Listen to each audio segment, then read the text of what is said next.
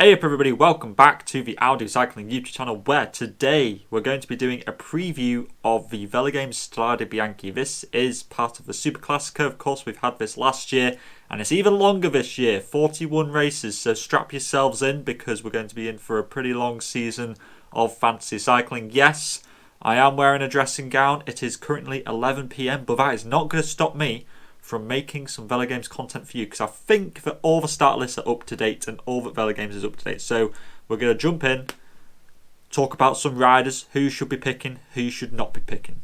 Van der Poel, he's the most expensive one at 32. Realistically, I think you need to be picking Van der Poel. I know that he's a little bit maybe questionable. He hasn't raced it so far this year. There's the whole questions about, is his back just going to fall out or something as he's racing? I don't really know, but let's face it, last time he was here, when he won in 2021, he absolutely smoked Alaphilippe. So I think Van der Poel, absolute out-and-out favourite. You pretty much have to pick him. If you don't, I think you've kind of lost the plot. Lulu is in second place though. He is 28 credits. That is pretty good value. He's come down in value actually because, of course, that terrible crash that he had last year. So he was a bit MIA last year. But Alaphilippe is still a very good choice. I think that he could finish on the podium in this race. I think he's still a very good choice. And I think that him and Van der Poel on your team would provide a really strong foundation to do well in this race. Mohoric, I'm not that keen on, to be honest with you. I don't think that he will succeed on this kind of terrain. You know, it's an uphill and a very steep uphill to the finish line. And that's not really Mohoric's kind of style in my eyes. He attacks from long. Like, maybe he could go solo, to be fair. But I'm more willing to perhaps save some credits and go with somebody else who I think is a better puncher. Somebody like Pidcock, I think, is a good one. But he wasn't able to go with the moves in Omloop. That's worth noting, how he wasn't quite on full form. But he is still looking good. He is still a good choice. And you have to remember, he has finished in top 5 in this race before. So I think that he could do that again. I think winning will be hard, but I think certainly a top 5 or a podium for Pidcock is possible. Barguil at 22.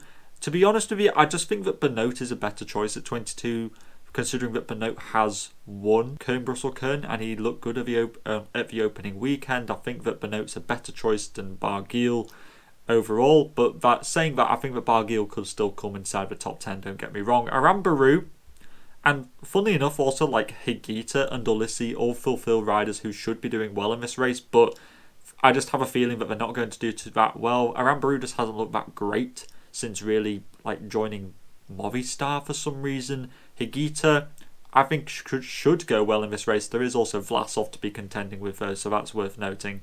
So Higuita I think is a good choice, but again, I do have some reservations. I'm not too sure about it because he hasn't looked that great so far this year. So Higuita's a bit of a questionable one. Madouas I think is a really good choice. I think that he could certainly, he's a very safe choice, I think, for a top 10 so long as everything goes good.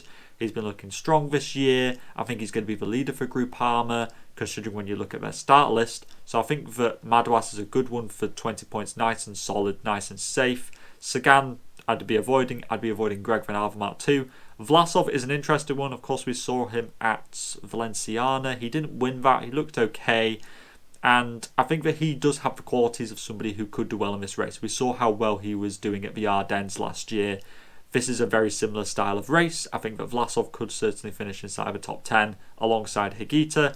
You then have these 18-point riders. A lot of them are quite good. You've got Bettiol, of course, the Tuscan rider. He'll be looking to do quite well here. But he does have his eyes set later in the classics towards Flanders. So is he going to be in tip-top form right now? Possibly not. So maybe have that in the back of your mind before you pick him.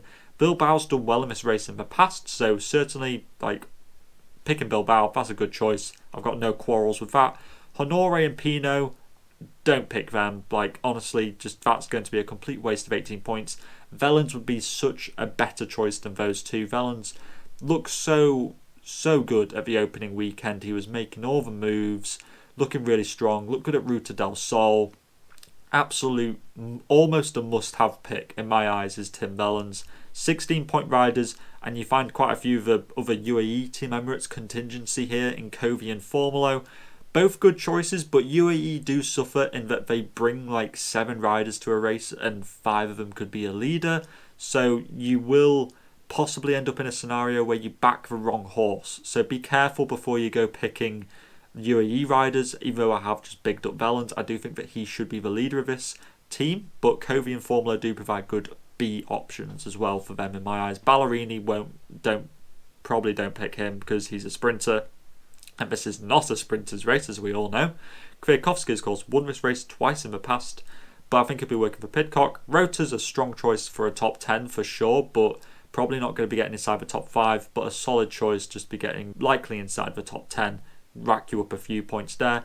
Bargioli could be an interesting one. He's looked very strong recently, and alongside Alaphilippe could give them 2 options in the front group, and having that choice of having 2 riders in the front group could see Bargioli perhaps in a more favourable position with Alaphilippe blocking behind. So certainly Bargioli is worth considering, but it's a little bit more risky. Rui Costa is a good choice because he's looked really good so far this year. No problems with you picking Costa. I think that's a nice safe one. Rodriguez and Sheffield, they've gone up a lot in price since last year. They were 6 points and 4 points respectively last year. So George has really bumped up their prices. I don't think they're really worth it at 14, just to be honest with you. Scoins usually finishes top 20 in this race, so not a bad one, but certainly better choices.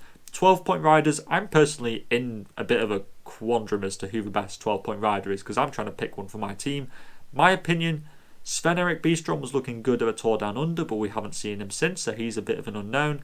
Clark has looked good, but also not good so far this year. It's hard to tell which kind of day he's going to be on when he rocks up onto the start of a race, so I'm not too sure about Clark. In theory, I think he is the best, but there's also like Andreas Kron. He seems like a really good one as well, because he finished 5th place at that Heian Posterior Interiores, so a good one is Kron. I think he should be leading Lotto. Quinn Simmons, I think, is the best 12, just because as an American, he is going to peak for this race because it's got gravel in it, so that makes a lot of sense. And therefore, Quinn Simmons, I think, he's done well in this race in the past, top 10. So I think that Simmons is a good one. Ben Tullett possibly as well, but he might be working for Pidcock, might be going for his own chances. It's a bit maybe not. Gianni Vermeersch, I mean, he's the gravel world champion. He should be winning this race in all honesty. Axel Zongler, great puncher, but again, quite young. I don't think he's ever done this race before, so I'm not too sure how he'll do on debut. It wouldn't surprise me if he came inside the top 10, but I do think that it's a race which favours people who have done it multiple times, in my opinion. 10-point riders, to be honest with you, aren't really any good ones. 8-point riders, my favourite one is Oscar Onley, just because of how he looked at Algarve. Climbers do tend to do quite well here, especially on teams which are a little bit lacking of a leader. We saw that with Attila Volta last year, for example. Petilli did a top 10 performance in this race last year, so you could certainly pick him. That's not a bad shout. Van Hills has looked good so far this season, so certainly no problems with picking him. And George Zimmermann, of course, they do have Rota and Costa, but Zimmermann has looked really good as well so far this year, so certainly one to be watching out for. 6-point riders, there are a couple of decent ones. Bax, kind of a classics rider, but should be a domestique, so a little bit risky going with him in all honesty. Other 6-point riders, you could pick some guys to go in the breakaway, but I think that picking a 6-point rider for a breakaway is quite expensive. I think the best one is Romain Gregoire. If you haven't heard of him, then I'm sure you will do soon. He's like the new French sensation, new French wonder kid, although we've been through a lot of this iteration now, so you never quite know. But Gregoire looked really good so far this season. Absolute must-have 6-point rider in your team. Don't even think twice. He is the best one. I think Kemner could certainly provide a good choice as well if you need a second 6-point rider. Not especially renowned for his one-day racing as Kemner, but a strong rider, very good at climbing, and could certainly finish inside the top 20 in my opinion. You got a lot of these other Jumbo riders who are good climbers, but I think they'll be backing Benoit for sure. Casper Pedersen, strong performances so far this year, but I think that he's more of a sprinter type, so will likely be falling into a domestique role. Nons Peters has just won Trofeo Lagueglia, so he's on decent form. He could certainly be a good surprise, considering that AG2R lack a bit of a leader in this race for sure. Brandon Rivera-Smith, if you want to get assist points, again for Pidcock. And that's about it for those guys. And in terms of 4-point riders, the best one really is Samuel Gaze, just banking the assist points for the likely Van der Poel win or Van der Poel podium. And outside of them, I'm not really too sure. Probably pick a rider who you think will go in the breakaway. In terms of teams that I'm thinking of going with, there's this team on screen, which is my favoured one at the moment. However, I am also contemplating having Pidcock on instead of Wellens, and then taking Simon Clark off and putting on a 6-point rider, which would likely be Leonard Kemner. So my teams are sorted between these two options.